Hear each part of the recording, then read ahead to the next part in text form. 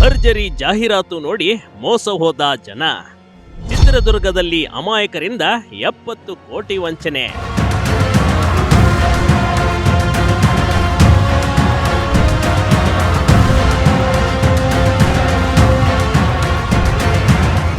ಕೆಲವೊಮ್ಮೆ ಸೋಷಿಯಲ್ ಮೀಡಿಯಾದಲ್ಲಿ ಹಾಗೂ ಪತ್ರಿಕೆಗಳಲ್ಲಿ ಬರುವ ಎಲ್ಲಾ ಜಾಹೀರಾತುಗಳು ನಿಜವಾಗಿರಲ್ಲ ನೋಡಿ. ಇವೆಲ್ಲ ಮಾರ್ಕೆಟಿಂಗ್ ಟೆಕ್ನಿಕ್ ಆಗಿರುತ್ತವೆ. ಇಂಥದ್ದೇ ಅಡ್ವರ್ಟೈಸ್ಮೆಂಟ್ ನೋಡಿ ಗ್ರಾಹಕರು ಮೋಸ ಹೋದ ಘಟನೆ ಚಿತ್ರದುರ್ಗದಲ್ಲಿ ನಡೆದು ಹೋಗಿದೆ ಕಣ್ರಿ.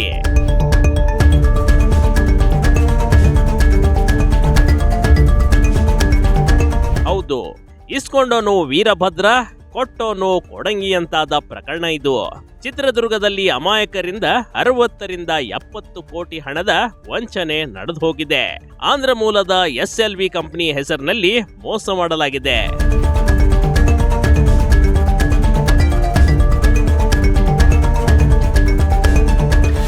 ಗ್ರಾಹಕರಿಗೆ ಉದ್ಯೋಗ, ವಿಶೇಷ ಪ್ಯಾಕೇಜ್ ನೆಪದಲ್ಲಿ ಮೋಸ. ಆಕರ್ಷಕ ಬ್ರೋಚರ್ಸ್, ಇನ್ಸ್ಟಾಗ್ರಾಮ್, ಫೇಸ್ಬುಕ್ನಲ್ಲಿ ಪ್ರಚಾರ. SLV ಕಂಪನಿ ಹೆಸರಿನಲ್ಲಿ ಆಕರ್ಷಕ ಪ್ರಚಾರ ಮಾಡಲಾಗಿತ್ತು ನೋಡಿ. ಇದರ ಬಗ್ಗೆ ಸೋಷಿಯಲ್ ಮೀಡಿಯಾದಲ್ಲಿ ಮತ್ತು ಪತ್ರಿಕೆಯಲ್ಲಿ ಭರ್ಜರಿ ಪ್ರಚಾರ ಕೂಡ ಮಾಡಲಾಗಿತ್ತು. ರಾಜೇಶ್ ಬೊಮ್ಮಾಲು ಎಂಬುವನಿಂದ ಜನರು ಮಹಾವಂಚನೆಗೆ ಒಳಗಾಗಿದ್ದಾರೆ. ಈತನ ಆಕರ್ಷಕ ಬ್ರೋಚರ್ಸ್ ನೋಡಿ ಜನರು ಮರಳಾಗ್ತಿದ್ರು. ಅದರಲ್ಲೂ ಯುವತಿಯರು, ಕೂಲಿ ಕಾರ್ಮಿಕರು, ಗೃಹಿಣಿಯರು, ನಿರುದ್ಯೋಗಿ ಯುವಕರು ಜಾಹೀರಾತು ನಂಬಿ ಮೋಸ ಹೋಗ್ಬಿಟ್ಟಿದ್ದಾರೆ. ಅವರ ಮಕ್ಕಳ ಭವಿಷ್ಯಕ್ಕೆ, ಫೀಸ್ಗೆ, ಮತ್ತೊಂದು ಮಗದಕ್ಕೆ ಮತ್ತು ವರ್ಕ್ ಫ್ರಮ್ ಹೋಮ್ ಅಂತ ಹೇಳಿ ಅದಕ್ಕೋಸ್ಕರ ಏನನ್ನ ಹೆಣ್ಣು ಮಕ್ಕಳಿಗೆ ಒಂದು ಪಾಂಪ್ಲೆಟ್ ಮಾಡಿ ಅವ್ರಿಗೆ ಏನೇನು ಸಹಾಯ ಮಾಡ್ತೀವಿ ನೀವು ದುಡ್ಡು ಇನ್ವೆಸ್ಟ್ ಮಾಡಿದ್ರಿ ಅಂತೇಳಿ 60ರಿಂದ 70 ಕೋಟಿ ಚಿತ್ರದುರ್ಗ ನಗರದಲ್ಲಿ ಅವ್ರಿಗೆ ಹಣವನ್ನು ಪಾವತಿ ಇಟ್ಟು ಇವತ್ತು 2 ಲಕ್ಷ 3 ಲಕ್ಷ ಮಿನಿಮಮ್ 5, 10, 20 ತನಕ ಹಾಕಿದ್ದಾರೆ.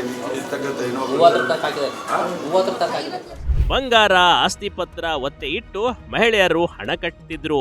ಹಾಗೆಯೇ ಬ್ಯಾಂಕ್ ಫೈನಾನ್ಸ್ ಸೇರಿ ಬಡ್ಡಿ ಸಾಲ ತಂದು SLVಯಲ್ಲಿ ಜನರು ಹಣ ಹೂಡಿಕೆ ಮಾಡಿದ್ರು.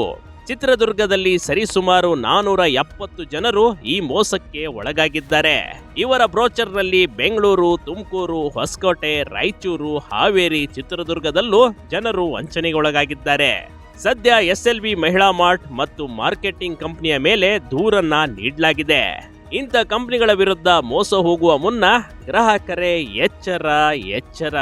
Big TV Karnataka, Chitradurga.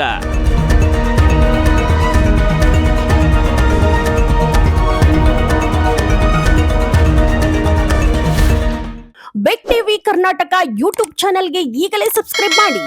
ಧನ್ಯವಾದಗಳು.